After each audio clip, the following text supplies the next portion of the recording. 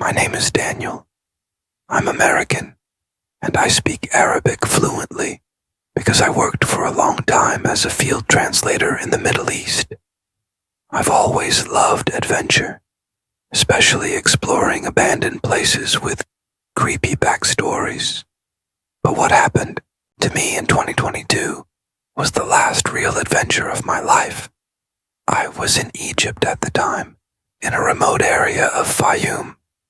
I heard about a deserted house, number 93, on the edge of a small village called Almandara. That house, specifically, the locals called the Devil's House. They said anyone who enters either comes back completely changed or never comes back at all. The part that really caught my attention: 4 officially documented missing persons cases all tied to that house. I didn't believe in myths, so I decided to go. I reached the village and asked around about the house.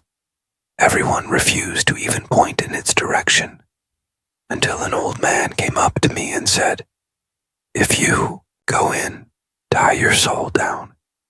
That place isn't empty. It's occupied." I didn't understand what he meant, but I went anyway. I arrived at the house. It was truly eerie.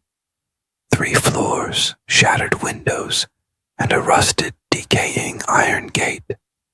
I stepped inside, and with every step I took, I felt a cold breath brushing against the back of my neck. The ground floor was all dust and broken furniture, but as I climbed the stairs, I heard a laugh, a little girl's laugh, not innocent, but twisted, evil. I followed the sound to a half-open door. I went in and saw a doll standing in the middle of the room. The moment I touched it, the door slammed shut behind me. I ran to it. It wouldn't open. Suddenly the doll fell on its own. I looked around, and the window burst open. Then cracks spread across the wall, and from those cracks, a face emerged, a burned face with a single hollow black eye. Its voice whispered, "You entered the wrong place, at the wrong time." I tried breaking the door, but something kept pulling me back, like invisible hands holding me. Finally, I forced it open and ran down the stairs, but halfway down, I saw a body hanging from the ceiling, chained. A note stuck to it read, "I was like you, curious." I fled the house and promised myself I'd return the next day during daylight. The next morning, I came back with a thermal camera and an EMF detector. Everything looked normal until I reached the 2nd floor. There was a locked door with an old brass padlock. I forced it open. Inside was a small room with a circle drawn in what looked like dried blood.